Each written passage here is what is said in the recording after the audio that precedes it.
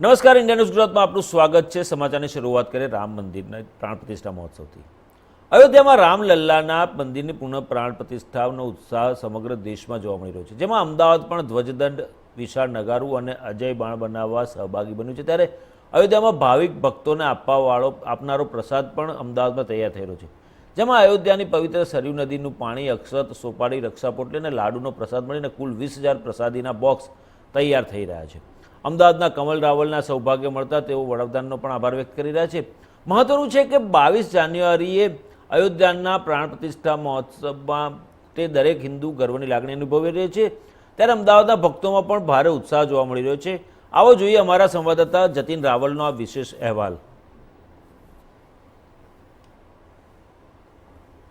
पूरे देश में अभी सिर्फ एक ही नाम चल रहा है, वो है राम मंदिर का। राम मंदिर की अगर बात करें तो न सिर्फ अयोध्या में, न सिर्फ उत्तर प्रदेश में, बल्कि पूरे गुजरात में, पूरे अहमदाबाद में ये माहौल जो है वो भक्ति का माहौल जो है वो छाया हुआ है। हर एक देश के हर एक कोने में ये राम मंदिर का जो अभी जिस तरह जो भक्ति का जो वातावरण जो बना हुआ है वो आप देख सकते हैं। पूरे देश में ऐसा माहौल है। अगर गुजरात की बात करें, अहमदाबाद की, तो अहमदाबाद में 20,000 जो पैकेट्स है वो यहाँ पर तैयार किए जा रहे हैं, जिसमें सरयू नदी का पानी है, सुपारी है, और उसके साथ भी जो लड्डू का जो प्रसाद है वो भी इसमें पैक होगा। साथ ही अक्षत है वो इसमें जो है 20,000 पैकेट्स पूरे यहाँ से बनाकर जो है वो अयोध्या भेजे जाएंगे। यहाँ पर जो बहनें हैं जो ये काम कर रही है उनसे बातचीत करेंगे, उनसे जानने का प्रयत्न करेंगे कि वो कैसा महसूस कर रही है, जबकि उनके द्वारा बनाए गए जो पैकेट्स है वो अयोध्या में जा रहे हैं। क्या नाम है आपका?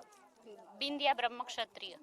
अच्छा बिंदिया जी, यहाँ से 20,000 तकरीबन पैकेट्स यहाँ पर बनाकर अयोध्या में भेजे जाने वाले, आप उसका यहाँ पर उसका निर्माण कर रहे हैं, कैसा लग रहा है आपको? बहुत गर्व फील कर रहे हैं कि भगवान श्री राम ने साक्षात हमें आशीर्वाद दिया है कि ये काम हमें सौंपा गया है। कमल जी के हस्तक भगवान ने ये काम हमें सौंपा है, तो बहुत गर्व फील कर रहे हैं। इसमें सरयू नदी का पानी है, सोपारी है, अक्षत है और रक्षा पोटली है। तो ये महाप्रसाद हम यहाँ से पैकिंग करके वहाँ पे भेज रहे हैं, जो इतिहास रचने जा रहा है मोदी जी के हस्तक। तो ये हमें पैकिंग करने मिला है, तो बहुत अच्छा लग रहा है। तो ये देखा आपने, ये देख सकते हैं इसमें अक्षत है, जो नाराछड़ी है वो है, इसमें जो सरयू नदी का जो पानी है वो है, और ये पूरा यहाँ से 20,000 तकरीबन पैकेट्स यहाँ पर तैयार करके जो है इसको अयोध्या में राम मंदिर में भेजा जाएगा। वहां पर जो भक्तजन आएंगे उनको यहाँ पर वो पैकेट जो है वो दिए जाएंगे। अब जिनके द्वारा ये पैकेट्स जो है वो भेजे जा रहे हैं, जो भगवा सेना है उसके जो राष्ट्रीय अध्यक्ष है कमल जी, वो हमारे साथ जुड़ चुके हैं, उनसे बातचीत करेंगे और जानने का प्रयत्न करेंगे, और वो भी खुद अयोध्या जो है वो जाने वाले हैं। कमल जी, पहले तो ये 20,000 पैकेट्स अयोध्या में भेजने का ख्याल आपको किस तरह से आया? मैं जब अयोध्या, 1 साल से मेरा प्रवास अयोध्या के साथ जुड़ा हुआ है और मैं संस्था को मिलता रहता था। हम संस्था के साथ कुछ कार्य कर रहे थे, तो एक दिन हम संस्था के साथ बैठे थे, तो माननीय चंपत राय जी जो है सचिव और पंकज जी, हम सब बैठे थे, तो एक विषय पे बात हुई कि भाई एक विशेष प्रसाद के लिए कुछ कार्य किया जाए। तो उन्होंने हमको 3 जवाबदारियां दी।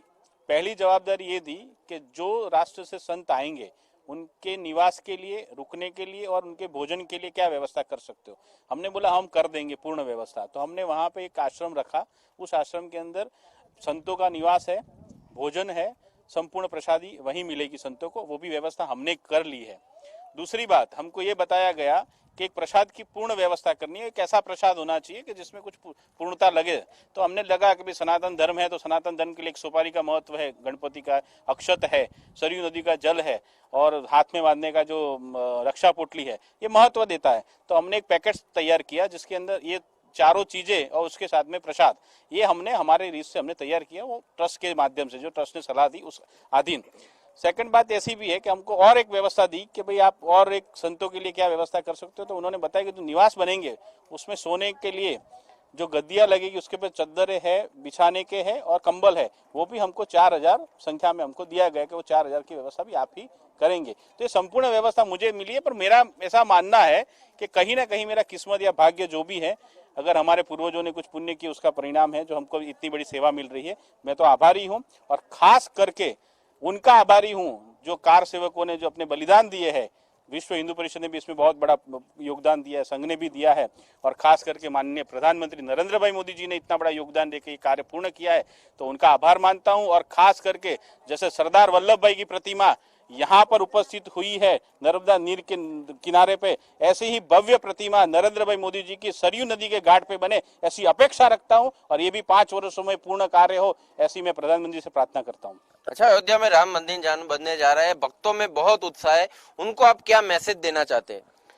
ये उत्साह तो मैं मानता हूं कि ये भारत की भूमि है, सनातन धर्म की भूमि है, तो ये उत्साह तो होना ही चाहिए, हर एक सनातनी के अंदर होना चाहिए, और ये संकल्प भी होना चाहिए कि ये कार्य आज पूर्ण हुआ है तो ये पूर्ण कार्य हमेशा अपने, कहते हैं ना कि अपने आत्मा के अंदर तो हम सनातनी है, श्री राम के भक्त है, तो वो तो हमारे अंदर ब्लड के अंदर होना ही चाहिए कि हमें ये उत्साह समय पर रखना नहीं है, खाली 22 तारीख को पूर्ण हो जाए तो नहीं रखना है, ये आजीवन रखना है, क्योंकि हम सनातनी है। तो सनातनी धर्म का पहला संकल्प है श्री राम का, और श्री राम के साथ हम है, और संपूर्ण रूप से श्री राम की जो भी सेवा होगी हम यहाँ से करेंगे। हमें पूर्ण विश्वास है कि जो हमारे संकल्प है आगे जाके, जो मथुरा का भी संकल्प है वो भी पूरा होगा, और काशी का भी संकल्प पूरा होगा।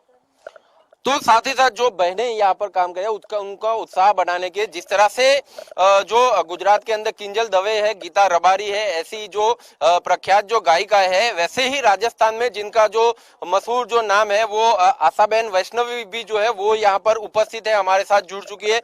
आशाबेन जी, आप अयोध्या में राम मंदिर बन रहा है, उसके बारे में आप क्या कहना चाहते हैं? बस मैं ये कहूँगी कि हमने गायन के माध्यम से अयोध्या मंदिर के बहुत ही सारे टॉपिक हमने मंच के ऊपर कहे भी हैं और भजन भी कीर्तन करे हैं, लेकिन ये जो सपना था वो आज हमारा पूरा होने जा रहा है और तैयारियां बहुत ही जोरों शोरों से चल रही हैं। सभी पूरे देश भर में सभी सनातनी भाई बहनों के दिलों में एक बहुत ही ज़बरदस्त का उत्साह है। मैं भी बहुत ही खुश हूँ। मेरा आज सौभाग्य रहा है कि अहमदाबाद में मैं जन्म मैंने लिया है, लेकिन गौरव की बात है कि गुजरात से महाप्रसादी का आयोजन अयोध्या नगरी में जाएगा। ध्वजादंड जो यहाँ अहमदाबाद शहर में बना है वो भी गुजरात से जाएगा, तो कहीं ना कहीं गुजरात की भूमि भी पावन हो गई है। हम सभी सनातनी भाई बहन इतने हमारे कहते हैं कि राम राज्य फिर वापस लौट आया है। मैं बस महोदय प्रधानमंत्री नरेंद्र जी मोदी को बहुत ही धन्यवाद देना चाहती हूँ। पूरे देश भर की भाई और बहनों की शुभकामनाएं कि बस आप ऐसे ही देश के हित में सोचिए, तो हम आपके साथ हैं। बस गायन के द्वारा उन्होंने अपील की थी कि हो सके इतने कलाकारों को ज़्यादा से ज़्यादा मीडिया पर अपने भजन अपलोड करने चाहिए, अपने भजन कीर्तन रिकॉर्ड करके पूरे देश भर में जय श्री राम के नारे गूंजने चाहिए, भजन गूंजने चाहिए। तो एक राम आरती जो मैंने गाई थी, 2 पंक्ति आप लोगों को सुना रही हूँ। श्री राम आरती गाएंगे हम, मंगल दीप जलाएंगे, सिया राम लखन के चरणों में हम झुक झुक शीश नमाएंगे। श्री राम आरती गाएंगे हम, मंगल दीप जलाएंगे। जय जय श्री राम। भारत माता की जय। तो ये थे आशाबेन वैष्णव की जिनके द्वारा, जिनके मधुर स्वरों के द्वारा ये आरती जो है वो गाई गई है। अब यहाँ पर जो बहनें उनके द्वारा ये तकरीबन 20,000 जितने जो महाप्रसाद के जो पैकेट है उनका जो है यहाँ से बनाकर जो है इसको अयोध्या में जो है भेजा जाएगा। वहां पर जितने भी भक्त जन आएंगे उनको ये महाप्रसाद जो है वो जो है वहां पर वितरण किया जाएगा। और 22 जनवरी ये जो डेट है वो इतिहास बनने जा रहा है भारत के अंदर। कैमरा पर्सन किशोर आठवले के साथ जतिन रावल, इंडिया न्यूज।